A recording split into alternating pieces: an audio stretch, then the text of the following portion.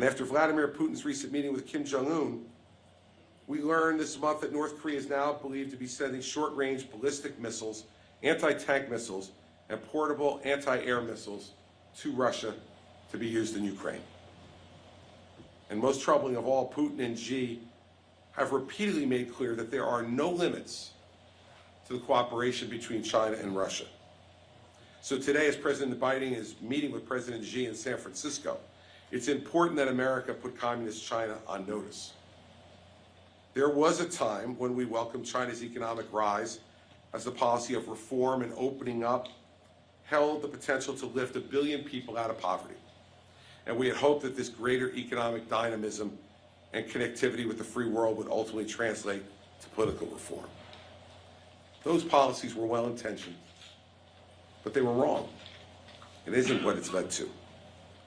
Xi has cracked down on dissent at home. He sought to promote Chinese-style authoritarianism abroad. It's become increasingly clear that China's rise represents the most serious threat to liberty, not only around the world, but here in America, since the fall of the Soviet Union in 1991. And like all dictators throughout history, Xi is not content to dominate just his own people. He increasingly is moving towards expanding his empire, readying his armed forces for a potential invasion of Taiwan. So that's why American resoluteness in all this is incredibly important when it involves Russian aggression against Ukraine. If Xi chooses the aggression in Taiwan Strait, he must know that it will come at a great cost and that the juice will not be worth the squeeze.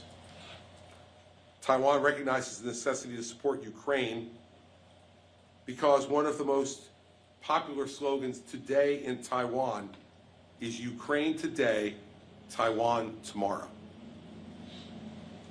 The Taiwanese feel the hot breath of the communist Chinese on the back of their neck. Putin's invasion is now just a proxy for spreading authoritarian aggression all over the world. Now, let me just stop for a second here and tell you what I saw in Israel about this unification. I went to a military installation where there was a cache of seized weapons from the Hamas terrorists who had been killed. It'll be no surprise that there were dozens of Russian AK-47s. But also, there were anti-tank missiles with the markings of the government of Iran, and there were RPGs, rocket-propelled grenades with the markings of the government of North Korea. If you do not believe, after all of this, that China, Russia, Iran, and North Korea are not only working the Ukraine war, but the Hamas war against Israel, you're painfully and hopelessly naive.